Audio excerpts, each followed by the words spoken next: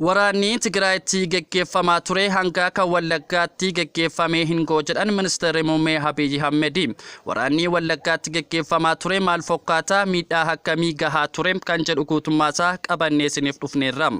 Itti dabaluudhaan immoo xiinxalaan siyaasaa obbo Jawaar Mohammed deebii akkas jedhu toora feesbuukii isaarratti dubbateera. Dhugaan afaan qaban maaliin xiixxii jedham. Egaa nutis guutummaa oduu kana lamaansaa qabannee isiniif dhufneerra. Akkam jirtu hordoftoonni eebbaa biroodkaastii. Warreen maatii keenyan ta'an ammoo sabiskiraayib gochuun mallattoo bilbilaa tuqaa koomentii jalatti yaadaaf qabdannuuf sheer gochuun hiriyoota keessan bukkee geessisa. Ministeerri Muummee Itoophiyaa Dr. Abiy Ahmed har'a paarlaamaaf deebii yeroo kennan waa'ee waraanaa godina Wallaggaa keessatti hidhattoota waraanaa bilisummaa Oromoo waliin geggeeffame kaasanii waggoottan 6 olii fi godinaalee Wallaggaa arfan keessatti hidhattoonni WBO fi humnoota nageenyaa mootummaa gidduutti waraanni geggeeffamaa tureera. Ministeerri Muummee Abiy waraanni Tigraayitti geggeeffame bira qaban yoo ilaalle amma isa Wallaggaatti geggeeffame hin ga'u, garuu waraanni Tigraay akka adda dhaadheeffame jalqabaa yeroo liiziin kaabaa haleellaan torban 3 waraanee Maqalee qabannee ji'oota 3 achi turre erga achi baane raayyaan hanga Shawaa kaabaatti naannoo Amaaraa wal waraanee naannoo isaaniitti deebisne marsaa sadeeffaatiin yeroo haleellaa jalqaban gara torbee 2-3 waraanee Addegiraat geenye yeroo sana waliigaltee Pirootooriyaatti mallattaa'e sana booda achi baane waraanaa Tigraayitti geggeessine osoo lakkaa'amee ji'a 2 hin caalu jedhani. Waraanni Tigraayitti geggeeffamaa jiru waraana bu'uuraa fi bu'aa hin qabnedha. Mootummaan federaalaa Tigraay keessatti waraana geggeessuuf kaayyoos fedhiis hin qabu jedhani.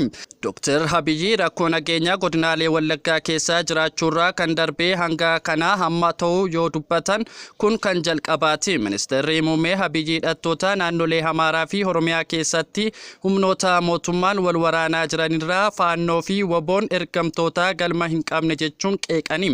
Dhimma nageenyaa wal qabatee gaaffilee miseensota mana maree bakka bu'oota uummatarraa dhiyaatee fi deebii kan kennan Ministeerri Muummee Abiy Itoophiyaa keessaa coomsaa aangoo nageenyaa qofaatu barbaachisaa jedhani. Rakkoolee nageenyaa biyyattii keessatti mul'atanii fi biyyoonni biroon qooda qabaachuu kan himan Ministeerri Muummee Abiy biyyoonni Itoophiyaan dadhabduu taatee akka jiraattu Itoophiyaan miila lamaan dhaabbachuu akka hin dandeenye barbaadaniif hojjetan jiru jedhani. Biyyoonni kunneen waraanaa nu injifachuu akka hin dandeenye ni beeku kan jedhan Ministeerri Muummee Abiy biyyoonni kun qaamolee biyya keessatti hidhatan sosocho'anitti fayyadamuu himanii. Dhiyeenya gorsaa olaanaa ajajaa WBO yookaan ABO obbo Jireenyaa Guddataa hidhataa Eertiraa waliin qaban yoo gaafataman ammatti hidhataa addaa hin qabnu of dandeenyee socho'aa jirra jedhani. Eertiraa waliin hariiroo tolfachuu yoo nu barbaachise eeyyama mootummaa Itoophiyaa nu hin barbaachisu kan jedhan obbo Jireenyaan gaaffii hulaa galaanaa argachuu Itoophiyaan kaastus akka hin deeggarre ibsani. Gama biraatiin Ministeerri Muummee Abiy Itoophiyaa keessa coomsaa aangoo nagaa qabeessa qofaatu barbaachisaa kan jedhani. Mootummaan qaamolee rakkoo qaban jedhu waliin mari'achuus himani. Akka fakkeenyaatti shanee waliin mari'annee humni shanee gariin nagaan galanii aangoorra jiru jechuun bifa gaaffiin deebisani.